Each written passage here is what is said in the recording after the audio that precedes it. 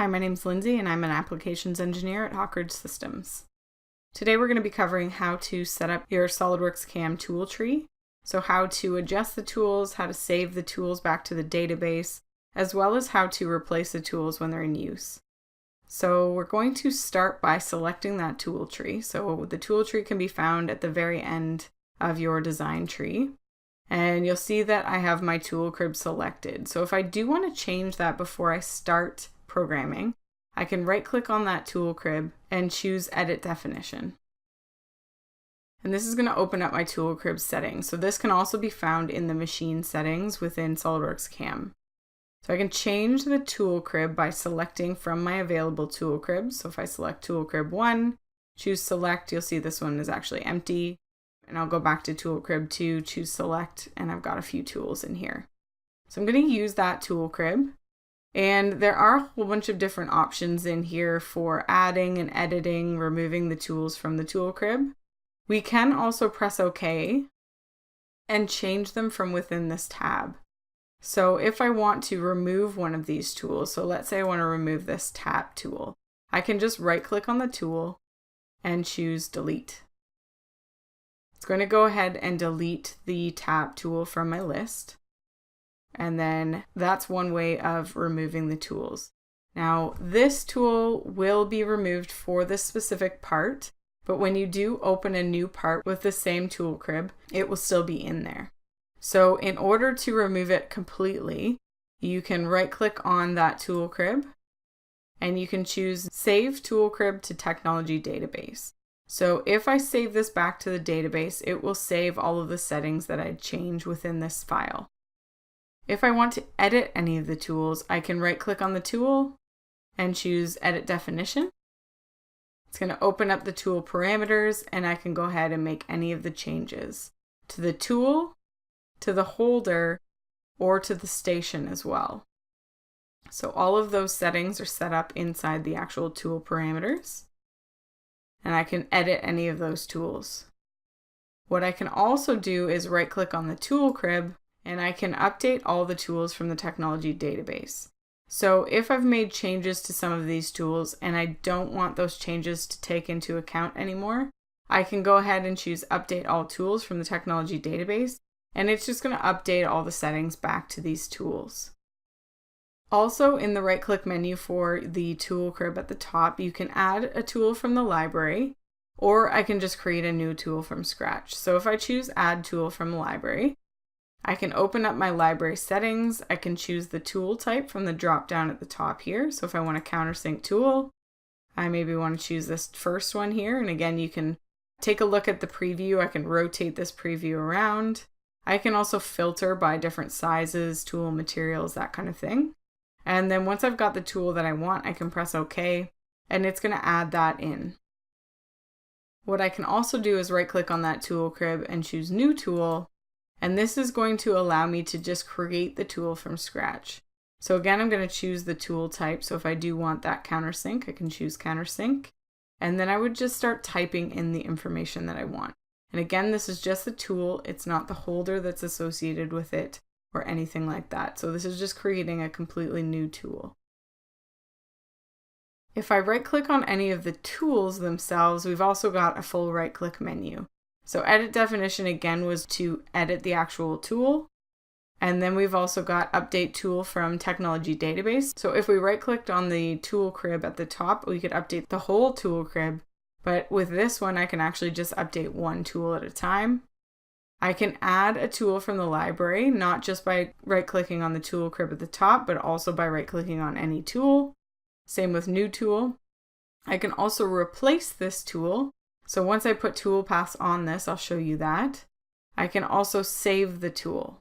So if I just want to save one tool back to the database, I can save that here. I can also add different operations based on the tool. So I'll also show you that once we get some tool paths on this. I'm going to go ahead and add the features or the tool paths. So I'm going to go ahead and choose Extract Machinable Features and use our automatic feature recognition. It found a few different features for me. I can go ahead and choose Generate Operation Plan. And then I might want to just generate one of the tool paths. So I'm just going to generate the contour mill at the top. and that's using the tool number 3 1/2-inch flat end mill. So I'm going to go ahead and generate that tool path. Once I've got the tool path, I'm going to come into my SOLIDWORKS CAM tools tree, and you will see there are quite a few different tools in here that are black, and some of them are still blue. The black ones are actually being used by one of the tool paths. So you'll see I've got my tool 3 here, which is the 1/2-inch flat end mill. If I open that one up, use the plus sign beside the tool, there's my contour mill. So this one's black because it's been generated. This one is blue because it hasn't been generated. So if I, again, come back to my operations tree and click off of the tool paths, you'll see contour mill is black and the rest of them haven't been generated, so they're still blue. If I look at the contour mill 1 here, again, that one is black, so that's the one we generated. If I want to change that tool for this specific tool path, what I can do is I can just drag that to a different tool. So I can just choose the 1/4-inch flat end mill. So as soon as I do that, you'll notice that the depth parameters change, and that is because inside the tool path, it's actually using a percentage of the tool diameter to calculate the actual depth cuts. So what it's done is it's created smaller depth cuts because now our tool diameter is smaller. That's one way of changing the actual tool for the tool path. So if I come back into my operation tree, now you'll see I'm using tool 1, the 1/4-inch flat end mill for this tool. Another option is if I want to change all of the tool paths that are using this 1/2-inch flat end mill, I can easily replace that tool. So my 1/2-inch flat end mill is being used by this rough mill 1. So I'm going to generate that one also, just so we can see what it looks like. So no other tool paths are using that tool. If I come back into my tool tree, I'm just going to minimize the tool. This tool 3, again, is that rough mill that we're talking about. So if maybe this tool broke or something happened that we can't use that tool anymore, what we can do is right click on the tool and we can choose replace tool.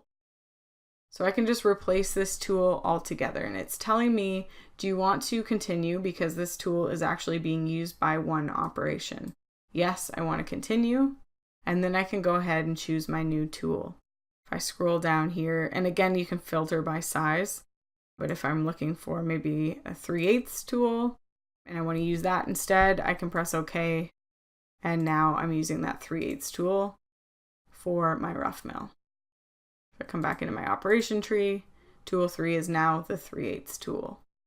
So that's the replace option. So a couple different ways to use that tool tree, by replacing the tool or by dragging the tool path into a new tool.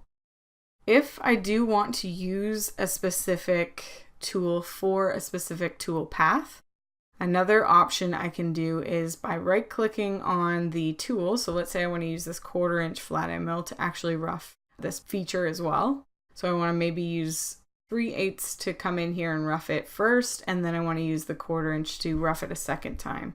So I'm going to go ahead and right click on that flat end mill. And what I can do is come down to my operations. So these are all the different operations I can use this tool for. So I'm going to add a 2.5 axis milling operation, and I'm going to add in this rough mill. So choose rough mill, and then I'm going to select a specific feature to add that tool to. So I'm going to use it on this rectangular pocket, because that's this feature here. If you're not sure what that feature is, just close out of this or go into the tab and figure out exactly what that feature is. So if I just highlight or hover over the feature, you'll see all of the different feature types. So I'm looking at the rectangular pocket 1, and that's what I want to add that tool path to. So again, I'm just going to make sure there's a checkbox beside rectangular pocket, and then I'm going to press the OK button. So now if I come back into the operation tree, we have a rough mill 5 using that 1/4-inch flat end mill on this rectangular pocket. So all I need to do is go ahead and generate the tool path, and there's my tool path. So in today's video, we covered how to use the tool tree within SOLIDWORKS CAM. We've changed a few different tools around, we've added new tools, and we've also removed tools.